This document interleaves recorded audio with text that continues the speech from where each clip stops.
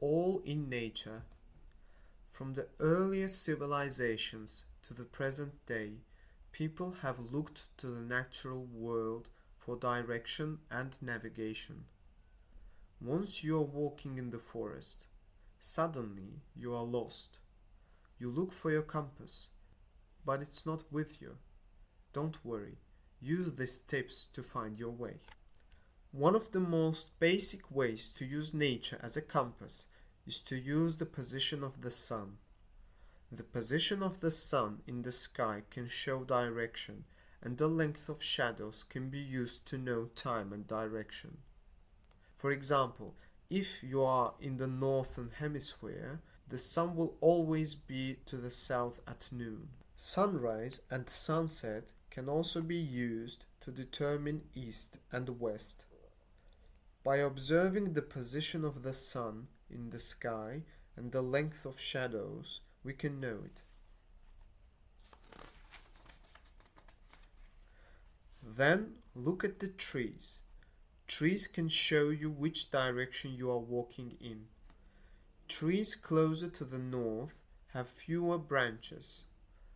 Also, moss is thicker on the north side of trees.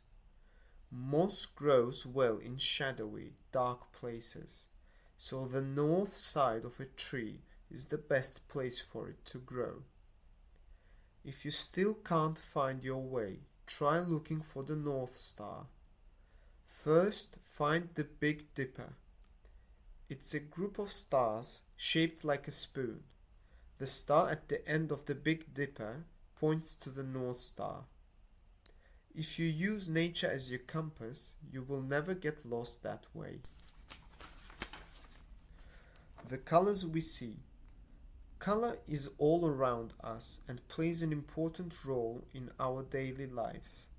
From the clothes we wear to the food we eat, color affects our behavior and etc.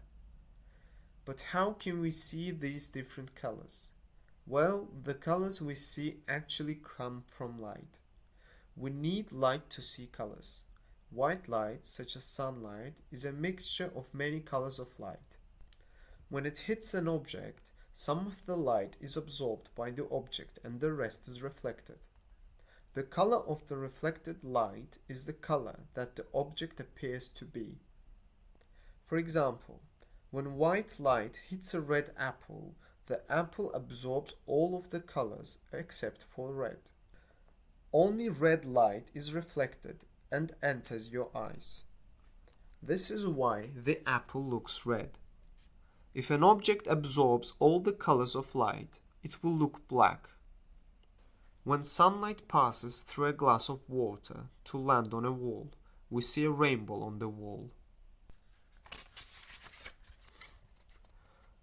This wouldn't happen unless white light were a mixture of all of the colors. Isaac Newton was the first person to make this clear. Newton passed sunlight through a glass prism to separate the colors into a rainbow spectrum.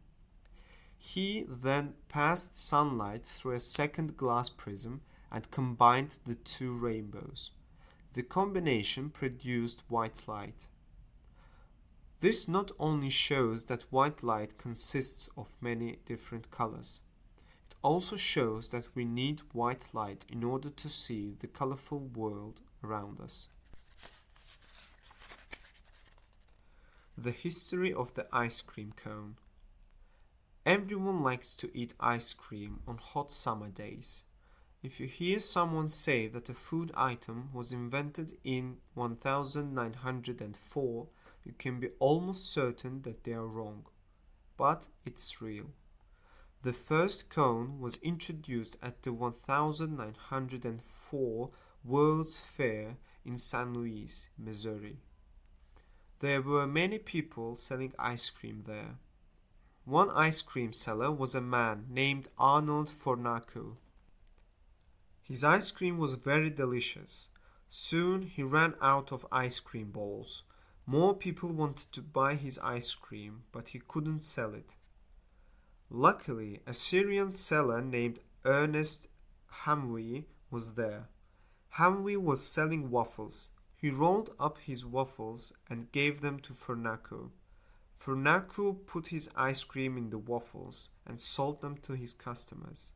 Thus, the ice cream cone was invented.